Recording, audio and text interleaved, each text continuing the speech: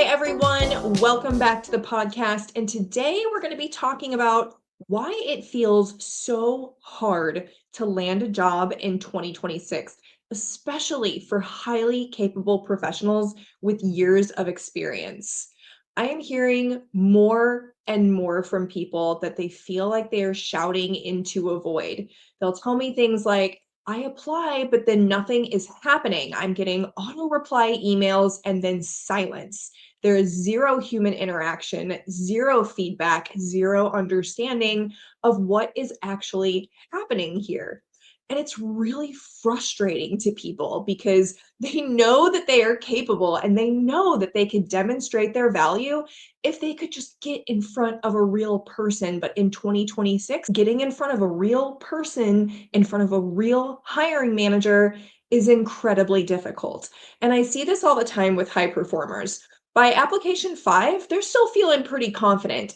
Around application number 50, 99, 100, that's when I see very highly capable, highly experienced, highly intelligent people start to lower their standards. They take cuts in salary, they take lower titles, they downgrade their titles, and they start to accept jobs with lower responsibility. So, in this episode, I'm going to talk to you about exactly why this is happening and how to fix it. So if you are a high performing person who is trying to pivot into project management in 2026, then stay tuned. So what is going on and why does 2026 feel so much different than job markets in the past? I've observed that it is an interplay of two things, and that is the convergence of AI and automations. Now, automations are not new, but we are seeing hiring managers and recruiters and companies use them more often. And these are things that allow it to be very easy to take the human out of the hiring process. And I'll talk about that in a little bit, why they're doing that. But what I mean by automations here are things like knockout questions, things like auto replies. And again, that's been happening for a while, but it's become deafening recently. The silence has become deafening. The lack of human interaction has become deafening. And then we're seeing things more often like one-way video interviews. These are things where you'll get a link and then you have to sit down by yourself as a candidate and talk into a camera. And these are so nerve-wracking. They're nerve-wracking for a lot of reasons. First of all, when you sit down in front of a camera and you are not used to doing it, your anxiety spikes, your cortisol spikes, your stress spikes. And you're being recorded. This is not just a, one time. If you mess up, people will forget about it. It is frozen in time, forever living somewhere on the internet. On top of that, what makes it so stressful is that you have time limits. They will ask you a question, they will give you a set amount of time to think about it, and then a set amount of time to respond. There is no way to ask for clarity, to ask for context, to take a second to engage with someone so that you can think. All of that is gone. It is just 100% you and a camera and a time limit.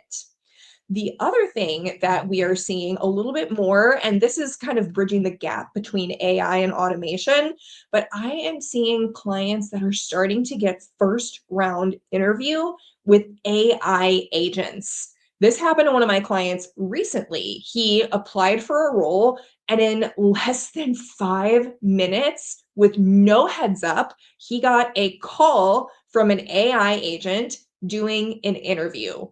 No heads up, no, like absolutely nothing. He couldn't schedule it. He didn't know this was going to happen. It just came out of nowhere. So this sets us up really nicely for what is happening with AI.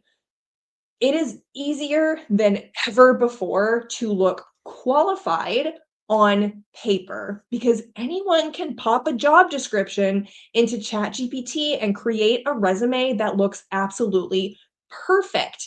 So what is happening now is that there is an absolute flood. And that's one reason why. Another reason why is because you're getting all of these AI companies that come out that will allow you to pay to play. And what I mean by that is they will take your basic resume, they will tweak it, and they will apply to 50, 100, or more jobs per week, depending on how much you pay. Now, these things worked for a couple of months in 2025. And then everyone got on the AI train. Everyone realized, hey, I can leverage this thing. And as a result, we have job postings that are filling up with 300 applicants in the first hour because things like ChatGPT, these very powerful AI tools, Claude, whatever it is that you're using, a lot of them are free. Right now they are free. I think that's going to change for most AI models in the future, but we'll see where that goes. So right now they're free and anybody anywhere can access them, use them. So now we have a flood of people who look qualified in the market. And as a result, hiring managers are swimming in a sea of candidates. And you all, as job seekers, you see the other direction, right? You see you apply for a job or it's been posted for an hour and there are 100, 200, 300 applicants already. So hiring managers are absolutely swimming in this sea of candidates that may or may not be qualified. And because of that, hiring teams are more skeptical than ever before. So right now, this is not a market that favors job seekers. This is a market that favors hiring teams very heavily. It is weighted in favor of companies and organizations that are hiring. So, what they do to deal with this influx of people who look qualified on paper is that they're using more automation to deal with the volume. That's why we've seen such a spike, such an uptick in automation. Before it was annoying and it was there and we were seeing it, but now it is more common than ever before. And also because of these two reasons, because of AI and then the flood of qualified candidates or people who look qualified on paper, applicants are getting more scrutinized than ever before. So recruiters, hiring managers are looking for things that make it easy to knock people out. And they are knocking people out faster, more brutally, and colder than ever before. They're looking for one thing, one reason to knock you out. And if you give them a reason, that's it. They're going to move on. Conventional wisdom says that you have 7 seconds to make an impression. I argue that it's gone down to 3. It's even less. And we can talk about, the attention deficit in 2026, and we can talk about the dopamine deficit that is going on right now that is playing into these things, but that is for another episode. Let me know in the comments if you want to learn more about that, about what is happening there, and I will happily do an episode on that. So another thing that is happening, because we have more skepticism than ever before from hiring managers and recruiters, is that there are more rounds of interviews. The worst I have seen so far is 12. 12 different people that someone had to interview with. That is insane. That is so exhausting when you are doing this over and over again, especially if you are getting interviews consistently, which congratulations if that is happening to you. If you have to go through 12 people every single time, exhausting. And then the final thing that I am seeing a lot more, especially with my clients right now, are take home projects. These are projects like creating a deck explaining how you would handle this project, create a deck explaining how you would discuss this topic with a client. I'm seeing this so much more often. I have seen a significant uptick of this in the past few months alone. We are sitting here, today is February 22nd, the day that I am recording this in 2026. And just in the last few months, I have seen that skyrocket. So this is the setup. This is what is happening. And high performers in particular are feeling this very heavily, and it feels incredibly unfair. Because after all, as a high performing individual, you know you have the skills and the experience to do the job better than 99% of the other people out there. You know it. You know you're qualified. You know you're talented. You know you add value. And it's frustrating because you're not even given a chance. You can't even get in front of a person. So it's just completely unfair. So around after application 100, you really start to doubt if you really are as good as you think you are. And for people who are high performers who define themselves by success and who define themselves by seeing traction, this is particularly devastating. It really erodes away at their identity, their sense of self. Self-belief starts to slip. You start to think, maybe I'm not as good as I thought I was. Or because of that, your confidence takes a massive hit. As a high performer, you are probably coming from constant reinforcement that you are doing really well. And then all of a sudden, when that reinforcement goes away and you're not getting it anymore, your confidence absolutely plummets. And worst of all, what is happening right now, what I am observing in my clients is this sense of a lack of agency because all of these things are happening beyond their control. Within the job search alone, there's always been a lack of agency. There's a lot that you can't control, but now more than ever, because we've taken the human element out of it, the agency is even less available to people because you can't get any sort of feedback. If you're even in a phone interview, you can at least hear from the other person on the other line hesitancy, tone, the way they speak to you, the way they respond to your questions. But if you are getting none of that feedback, you have no information upon which to change your behavior, and you are left completely in the dark, wondering what you can do to fix it and having absolutely no idea. So, the only way that I have seen, one of the few ways I see people responding to this is to double down instead of zooming out.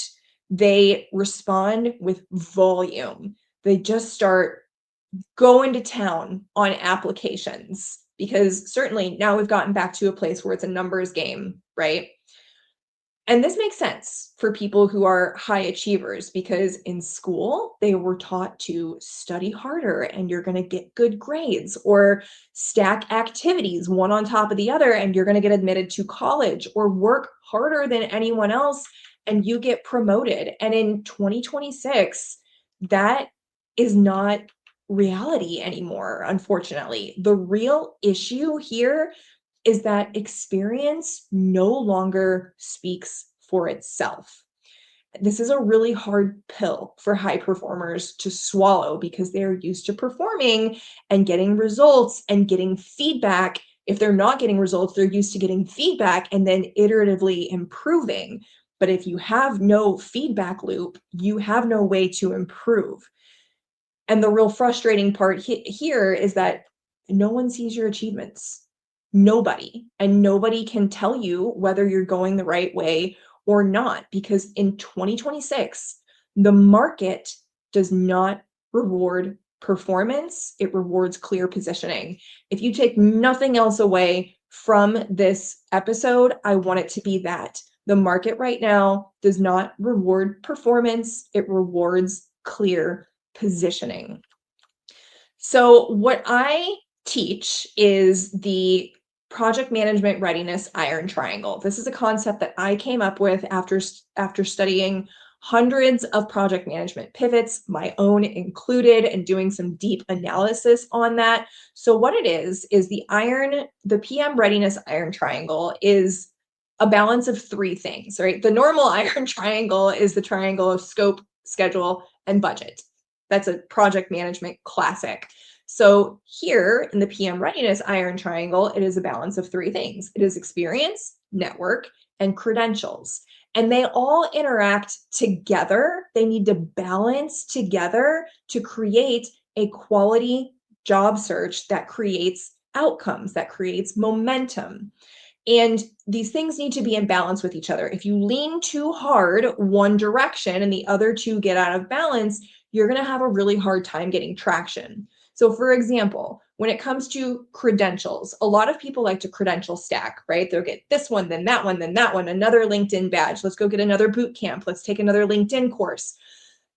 If you show proof, but you don't have the people in your network to back up the skills behind those credentials, then you disappear behind the tens of thousands of other people with those same credentials. And that includes the PMP. Tens of thousands of people have the PMP.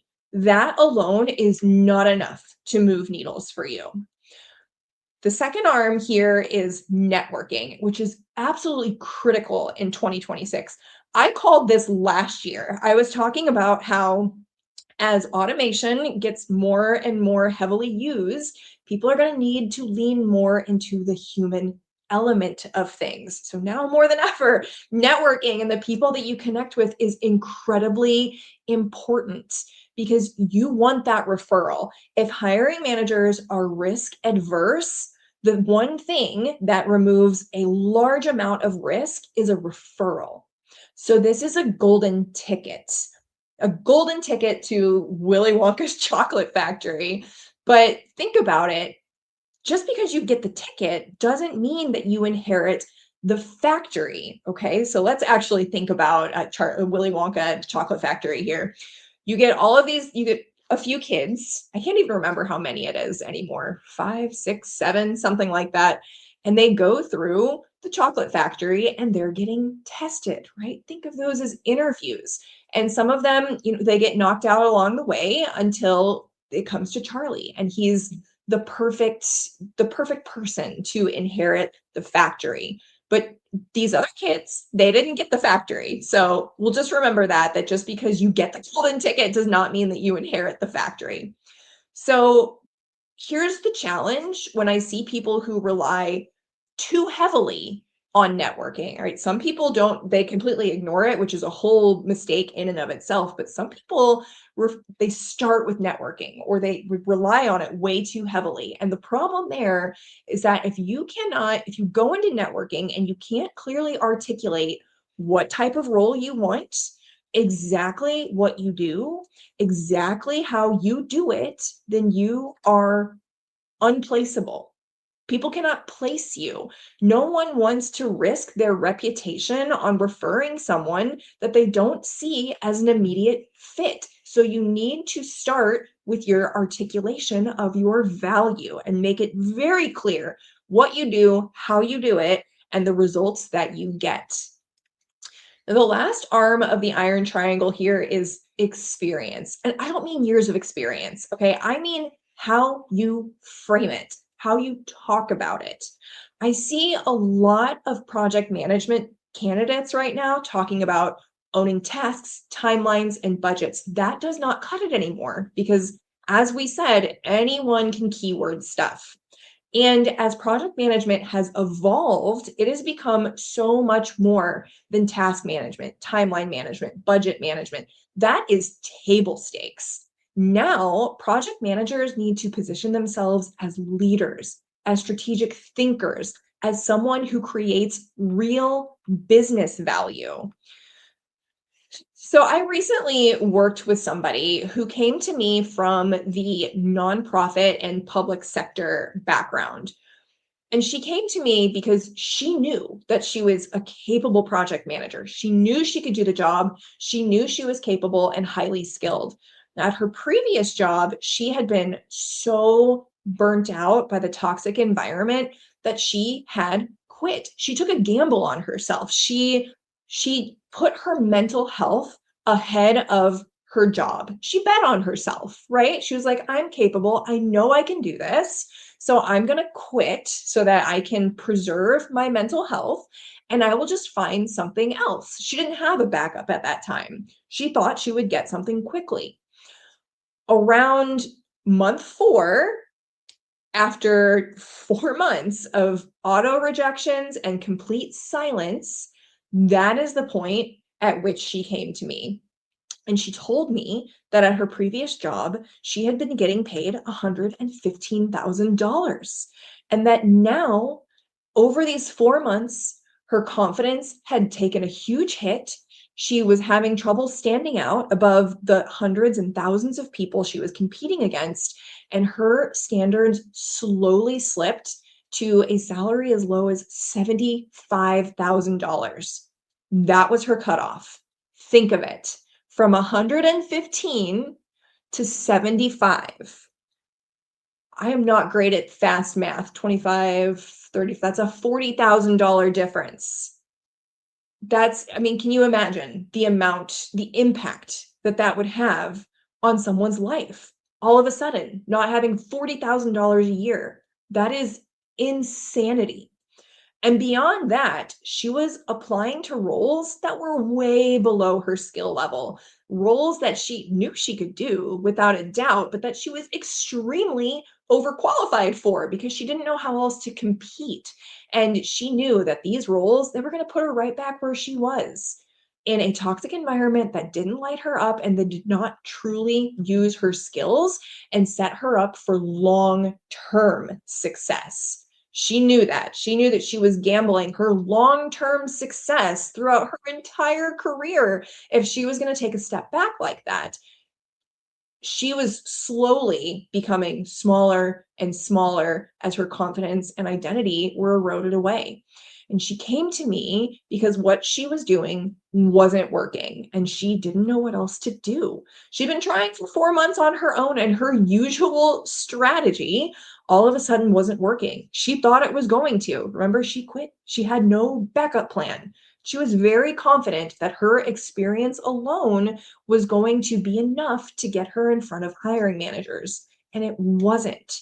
So what her and I did together is we looked at her iron triangle and we saw beyond a shadow of a doubt that on paper she was solid, which to me says that her positioning needs work. So that's what we had to work on together, and that is what we worked on together. We translated her existing experience into language that resonated deeply with hiring managers. We got clear on what she wanted, what she did, how she did it, and the value that she added. And as a result, the very first job that she applied to when she was working with me after we aligned her messaging, that's the job that she got. And on top of it, she got a salary of $130,000. So all of a sudden, she went from 115 to 130, where she was going to settle for 75. So in the end, she ended up being out of the market, I believe, for 7 months. So she was missing out on $115,000 per month. Actually, she was out for 4 months by the time she came to me. And then I think it was a month or a month and a half, 2 months, something like that by the time she landed. So she was out of the market for about half a year. So 130,000 or $115,000 that she was missing for 6 months, but then she got $15,000 more a month after working with me. So that makes up for the loss very quickly. Now imagine if she had kept trying the same thing and she spent 4 more months just tossing her resume into the black void and getting auto rejections and not getting in front of any people and just utter silence. So that is the power of getting support. That's the power of the iron triangle and what we do together. And what I love about her story more than anything is that she is at a job that she loves. She told me, Kayla, I love this job. I am excited to go to work every day. So she went from a toxic environment that was burning her out to quitting to take a bet on herself to feeling like she was invisible in the market to a job that she loved that was paying her a salary she deserved. So, if you are ready to go from invisible to a project management role that you love, that is what my PM Path diagnostic is for. So, in this call together, in this PM Path diagnostic, we will do three things. First of all, we are going to take a closer look at your project management readiness iron triangle to identify which arm is limiting your traction. The second thing we're going to do is figure out how the current imbalance is affecting your results. And then the third thing that we will do is map a very clear strategic path to strengthen the right areas of that triangle and move you forward towards your goal. So if you would like to schedule that with me, if you want to have this conversation, if you are serious about making a change, you can book that today at KaylaQCareerCoaching.com/diagnose. That's Kayla, Kayla, then the letter Q, careercoaching.com/diagnose.